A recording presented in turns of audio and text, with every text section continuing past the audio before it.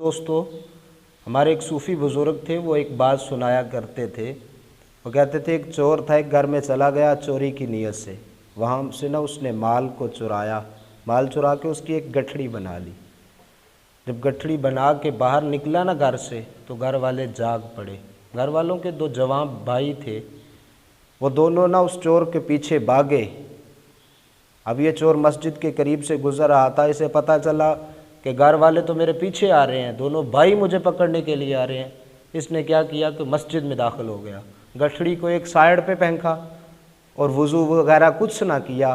سیدھا نماز کی نیت کر کے نماز میں کھڑا ہو گیا۔ اب دونوں بھائی بھی مسجد میں آ گئے، تو ایک کہنے لگا یہی چور ہے، یہی چور ہے، اسے پکڑو۔ تو دوسرا کہنے لگا نہیں یار، یہ صوفی صاحب ہے، تہجد کی نماز پڑھ رہے ہیں، اسے چھوڑ دو۔ اب وہ بندہ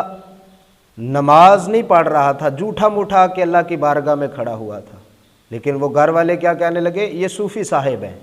یہ صوفی صاحب ہیں، تہجد کی نماز پڑھ رہے ہیں، لہٰذا انہیں چھوڑ دو، یہ چور نہیں ہے۔ اتنی بات کہہ کے وہ چلے گئے، مسجد سے نکل گئے۔ اب یہ بندہ سجدے میں گر گیا، سجدے میں سر رکھ کے کہنے لگا مالک تیری کریمی ہے نا، تیری رحیمی ہے نا کہ میں جھوٹا موٹا نماز کی نیت سے نہیں، صرف اپنے آپ کو بچانے کے لیے جھوٹا موٹا وضو بھی نہیں کیا، جھوٹا موٹا تیری بارگاہ میں کھڑا ہو گیا، تو تو نے مجھے اس پریشانی سے بچا لیا، تو نے مجھ پہ آنے والی مصیبت کو دور کر دیا، تو نے مجھ پہ کرم کیا۔ میں جھوٹا موٹا تیری بارگاہ میں کھڑا ہوا تھا، تو نے مجھ پہ اتنا فضل کیا۔ باری تعالیٰ اگر میں سچ مجھ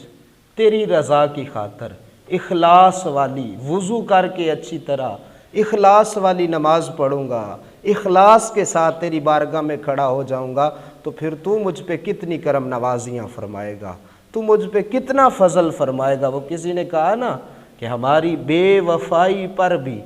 وہ اتنا نوازتے ہیں کہ ہم صبح سے لے کے شام تک اس کی نافرمانیاں کرتے ہیں، اس کی شریعت کی حدوں کو پامال کرتے ہیں، لیکن پھر بھی اس کا اتنا ہم پہ فضل ہے، اتنا کرم ہے، ہماری بے وفائی پر بھی وہ اتنا نوازتے ہیں۔ وہ یارو ہم اگر با وفا ہوتے تو پھر کیا ہوتے؟ اگر ہم اس کی فرما برداری نہیں کرتے، نافرمانیاں کرتے ہیں، پھر بھی اس کا ہم پہ اتنا کرم ہے، اتنا فضل ہے، تو ذرا سوچو اگر صحیح معنوں میں ہم اس کے حکموں کو ماننا شروع کر دیں، اگر صحیح معنوں میں ہم اس کی بارگاہ میں کھڑا ہونا شروع کر دیں، اگر صحیح معنوں میں اخلاص کی نیت سے اس کے آگے سر جھکانا شروع کر دیں، پھر وہ کتنی رحمتوں کے دروازے ہم پہ کھولے گا، پھر وہ کتنے